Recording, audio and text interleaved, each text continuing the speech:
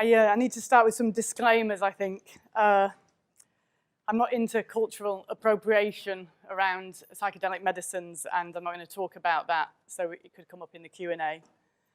The stories I'm going to tell, one of them involves taking a long-haul flight. I'm an environmentalist. It's not cool. I don't believe in offsetting. I did make a donation to a fantastic organization called Tree Sisters as some kind of self-tax for acknowledging that a harm had been done. I'm not here speaking for Extinction Rebellion. We have no position on psychedelic medicines and the use of ceremony and spirituality and so on. So I'm very much speaking from my own personal experience. I do have a personal desire to see the psychedelics community get into active civil disobedience, both for the psychedelic community itself and in terms of freedom for our own consciousness and in terms of the ecological crisis. I'm also not an expert in any way, so I'm just making this up based on my own experiences and thinking. I wish actually I'd become a doctor of psychedelics. I think I fucked up when I chose my options, to be honest. I wish I'd had your career as advisor, you know.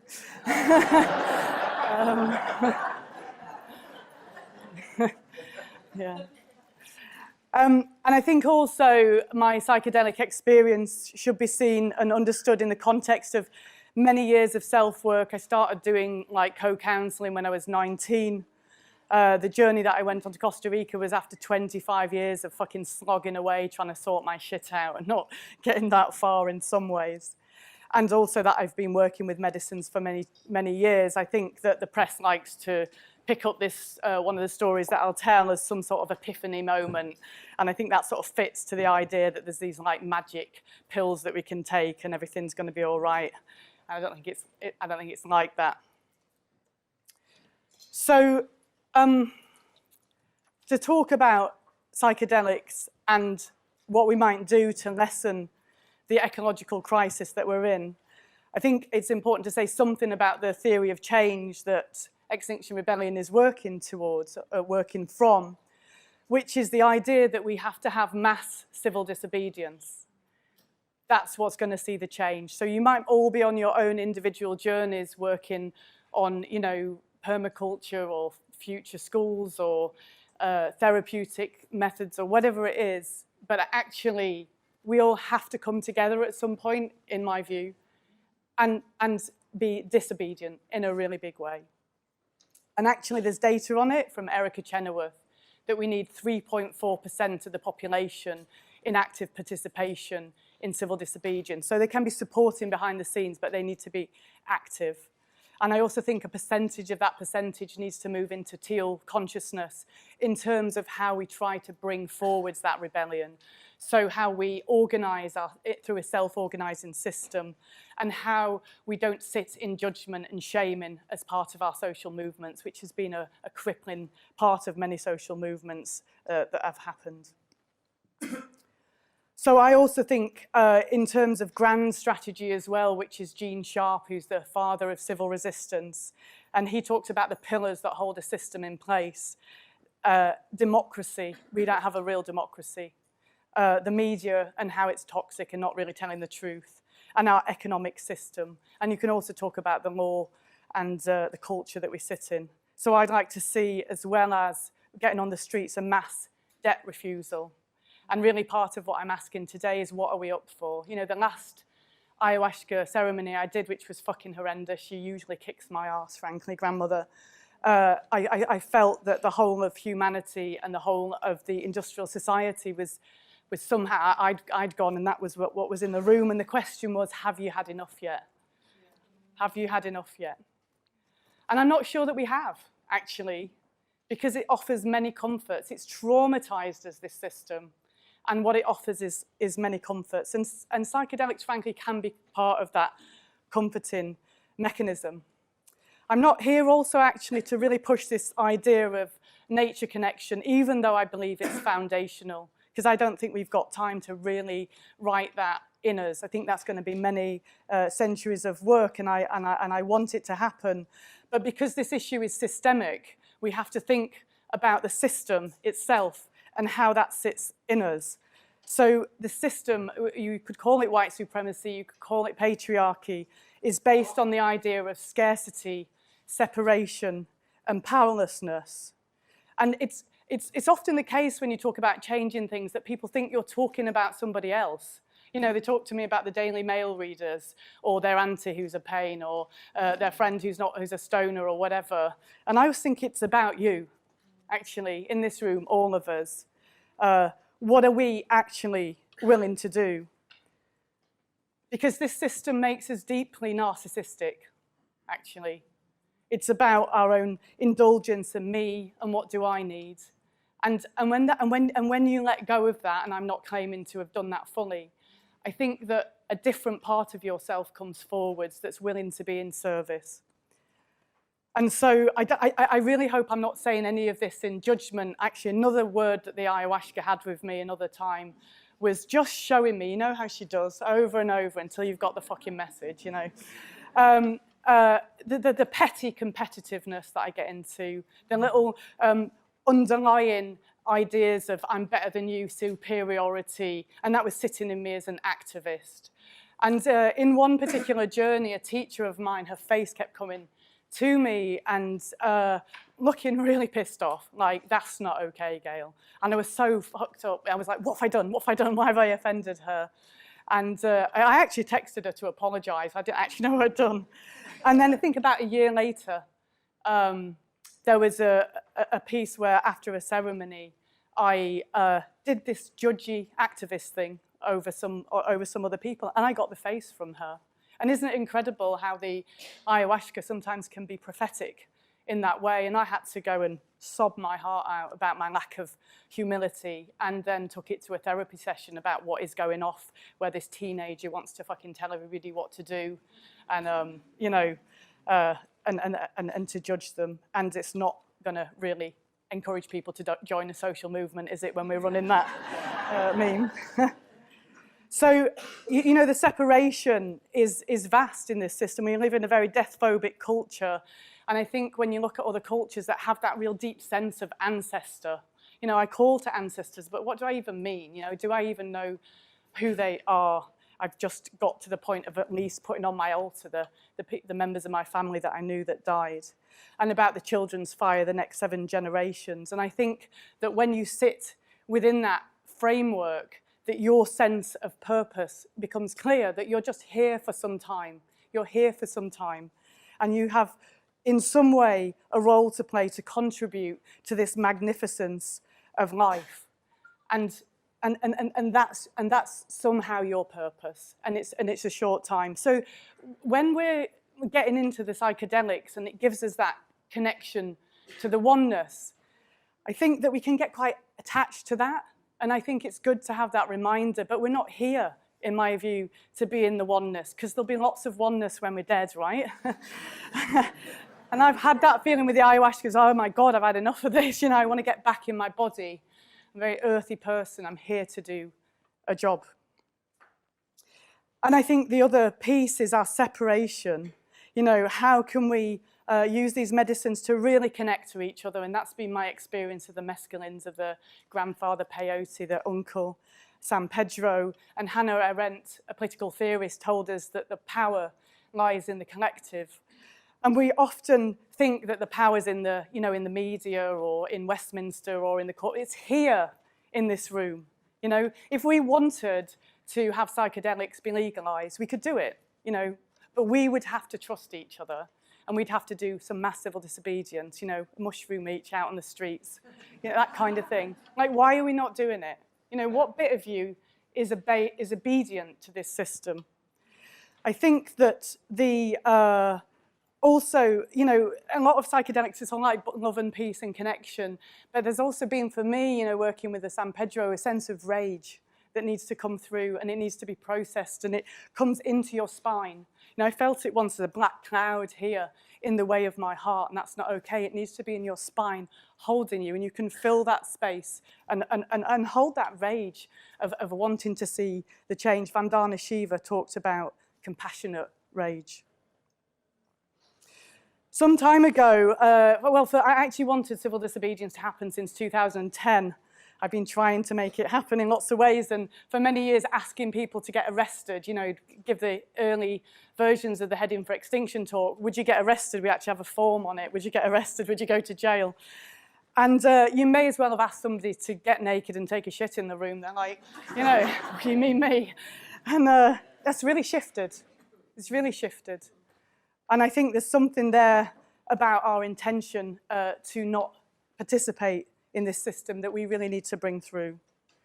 So I think the role of psychedelics in our social movements is to sort out our shit, you know, but not just any old shit, what's in the way of our contribution. And in that way, I think the setting of intention is really important. What are we telling these medicines we want from them? And I actually, in all honesty, I think ceremony and fire, of the element of transformation, sitting on the earth, and honouring water are much more powerful medicines than the psychedelics. They are in support of that. But the ceremony, or, you know, if we don't want to be ritualistic in that way, neuroplasticity is really important, and what we're actually asking for. And I've sat, you know, in many ceremonies and in many, you know, solstice events and so on, and heard people's intentions. And again, not wanting to bring in that judgment, but frankly, what I've heard is from that narcissism. You know, it's not been from that, like, where am I in service, you know, and I've maybe been that lone voice praying for a rebellion and feeling like a bit of a nutter. In fact, in my tradition, or the path I sit in, we rattle and we sing, and I remember singing Bugger the Bankers one time, because that was my holy song, you know. So sorting our... Yeah. And we have to love everybody, right? I mean, you know, Bugger the Bankers. I mean, I struggle with Jacob Rees-Mogg, if I'm honest, but beyond that, it's all got to be here. And I think also, and I'll tell a story related to this, asking for guidance. For if you know, I take the possibility that teleology, that an inherent purpose exists in the universe and we could be in some dialogue for it. The scientist in me goes, like, really? When I'm sat praying sometimes, and yet take the medicines and witness how many prayers have been answered. Prayers, if they're made in service to life, you know, not for me. If they're in service, I witness synchronicities and the arriving of people at the right time in Extinction Rebellion. It's quite a phenomena, actually. And so whether it's working or not, that's what I'm going to carry on doing. So in 2010, you know, I decided that it had to be mass civil disobedience, and I tried for many years in many ways to start that. And it didn't work, frankly. Lots of failures on lots of projects. And also, you know, I'd taken 3 weeks off one Christmas to rest, and I just sat in anxiety, something of restlessness, and that wasn't settled, despite, as I said, 25 years of trying to shift something. And I frankly just got fucked off with it. You know, there is a point where your own shit, you know, you like, have had enough. I really have had enough of this. And so I thought, fuck it, I'm gonna do a big process. And off I went to Costa Rica to take a flood dose of iboga and 3 ayahuascas, and they shoved in a cambo as well, to be honest. It was fairly full on. I did have my heart scanned and my liver. I had to beg the NHS for that beforehand. So I really had 2 intentions there. One was to sort myself out, and the other was to get some information. I'd listened to Terence McKenna in order to, you know, be ready for this process. And he said, if you're frightened, don't go into a little, you know, fetal ball, sit up and sing. And another thing he said was there were codes in the higher consciousness. So I thought, well, maybe there are some codes for social change. You know, what would the codes for social change be? What am I missing? What don't I know? So that was the 2 prayers, really. Sort myself out, get out of my own way. What's stopping me being able to do this thing? And what are the codes?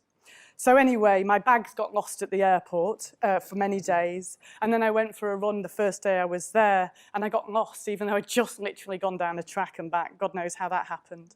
Despite that, the day after, I did a bit of a Gail thing, which is to take myself off into the mountains, thinking I'm a bit of a tank girl, you know, and nearly trod on a snake. And I didn't know anything about snakes in Costa Rica, and I'm like, what the fuck are you playing with here, Gail? You know, snakes actually, shamanically, are about sexuality and rebirth. And also in Costa Rica, 27 of them are deadly within an hour.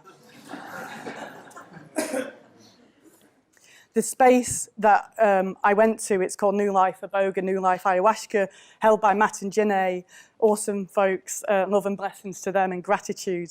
They held the space. They were former heroin addicts. They'd got off their heroin through Iboga, and they told me in no uncertain terms that the Iboga is a medicine of death. And I'd watched lots of podcasts of people talking about their Iboga journeys, and they were all nightmares and tales of hell. And I was frankly shitting myself. My teacher said, if things get scary, ask the medicines what's moving. And so it came to the night before the big process, and they'd give you a taster amount. You know, just this simple taster session amount filled me with absolute despair. Absolute. I've been there once before on a Vipassana meditation retreat. It's like being utterly present to life and zero love. It's. I actually do wonder about people that get sent to boarding schools, because it feels like you could fill that space with power instead of with love. And I think there's a research project actually on how many Tories, how many psychedelics you need to change a Tory into a decent human being. Yeah. So in that taster session, I was shown a download about neural pathways and biochemistry and how they link together. And I was also shown this pulsating geometry creating new bits of universe. In both cases, I'm thinking that could be really interesting if I didn't feel so fucking shit. A couple of months later, actually, was with my ex-husband. My first husband's a particle physicist, he just finished writing his next book with Brian Cox, and he was telling me about the theory of the multiverse and the Calabi Yao, and he starts doing this with his hands, and it's a pulsating geometry creating new bits of universe. So there you go. So anyway, when I went to do my actual ceremony, I couldn't have been more frightened if I was going to an electric chair. And again, shamanically, if there's a death before a big process, it's seen as a giveaway so that you can do a big shift. When literally about half an hour before my ceremony, a cat came and beheaded a lizard in front of me. And there was this lizard kind of headless like that. And it just got, you know how cats do it, like eating like that, till the tail was left, and then that got eaten. Apparently, the shamanic meaning of lizards is the power to heal, transform, and transcend. So you have to take the iboga, capsule after capsule. It takes hours to get to a flood dose. And I was so frightened, I just did sing the whole time, just to stay able to be there. But I did get, first of all, a sense of a spirit that, despite my ego being in a blind panic, there was some part of myself that knew this was exactly what needed to be happening now. And here I was, and it's going to be done. So there you go, Gail. Get on with it. You get ataxia, your head feels like it's in a fish bowl, you get this oral distortion, all that happened, but I knew it was going to happen, so it didn't freak me out. But when I started vomiting, or getting well as they call it, it made such a loud noise that came out of my body. It sounded like an exorcism, and I got really frightened. And so I said to the medicine, okay, what's moving? And this voice said, resistance. And I was like, I surrender. I was just into the breathing. And then another capsule was taken. And I thought, okay, now we're going to have to lay down and let this happen. There was a gong bath waiting to go. And just as I was about to lay down, this voice here said, Gail, you create your own reality.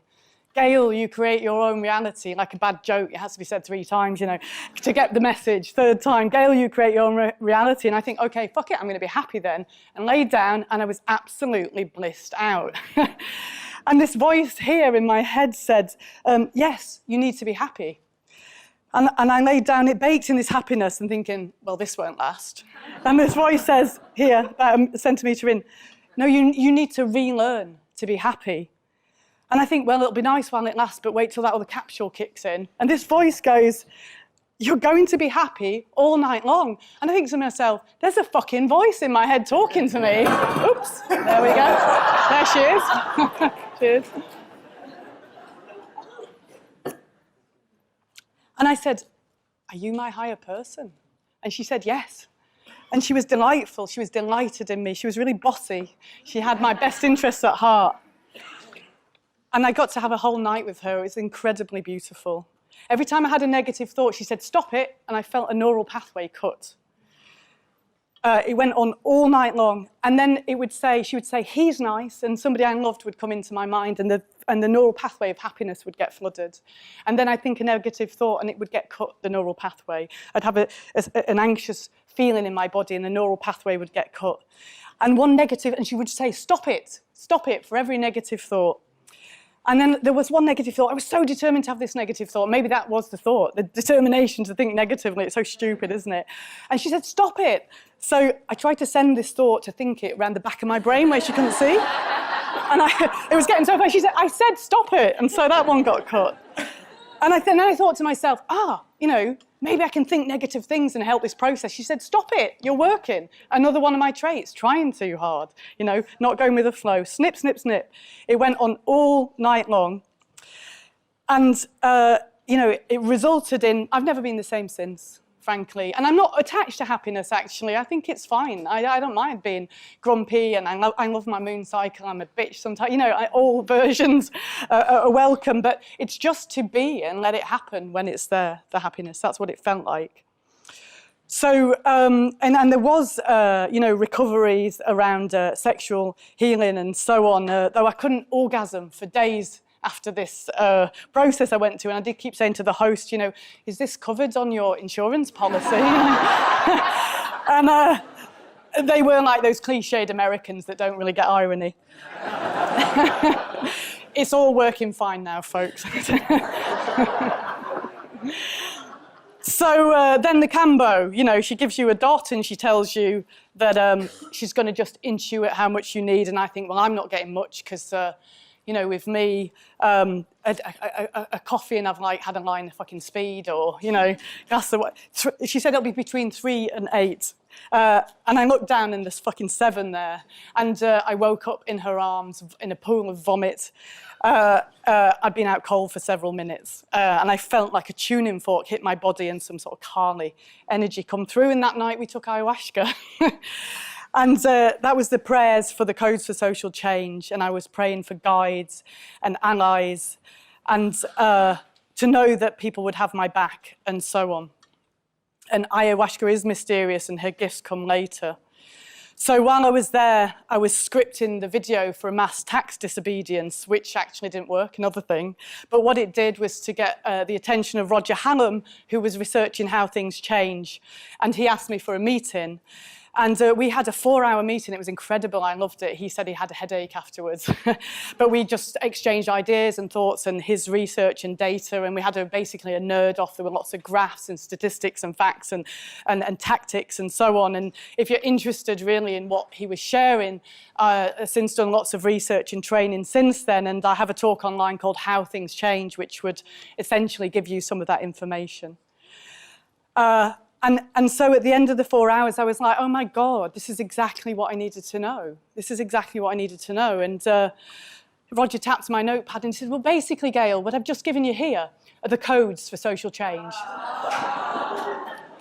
And I actually thought, do you know what, if he hadn't used those words, I wouldn't have realised that the prayer had been answered. So I do feel very supported. And but at the risk of sounding weird, not in this room, but it's being filmed, or messianic even. There are synchronicities and downloads that happen at times. Although if I am channeling any goddesses, one of them has definitely got fucking Tourette's.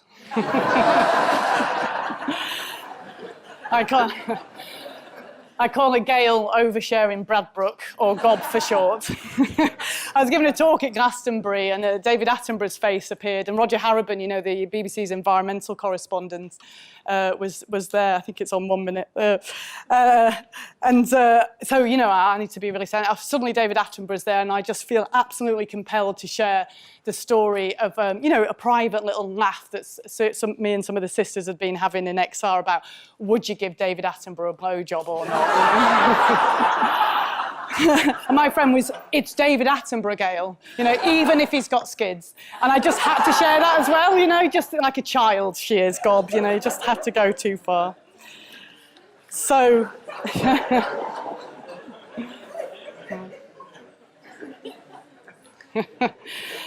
Oh, man. So, here we are, we're killing life on Earth, and I can't fucking bear it at times. It hurts. And we have to grieve. The grief is an initiation into love and into courage. And I see arrest, the act of being arrested for those that it's going to work for, as being an act of initiation, to separate yourself from this system, to say, in the words of Roger, I'm over it. You know, and I think some of us have to be willing to die for this thing. And I know it sounds a bit melodramatic, but at what point are our lives really about sorting this thing out? We are killing life, you know, say it again, we're killing life on earth. You know, what are you doing with your lives, you know? Are you in service to life, and what prayers are you making? And how are you putting yourself forwards? Psychedelic community. So more prayers, or, you know, neuroplasticity using your intentions. And so here I am praying that you're going to join Extinction Rebellion. Join us on the streets. We're going to be supporting the school strikes as well in September. We're going to be back on the streets in October, and frankly, I had a fucking brilliant time last time. Anybody who is there? Awesome, thank you. Yeah, so make your intention clear to be in service to life. Make it with humility. Make it with honesty about what you need to face. Because actually, it's a real joy to live in purpose. And I have no idea when this thing's going to blow up, when my life's over. And I just don't think that far into the future. So make your prayers and join us on the streets. Thank you.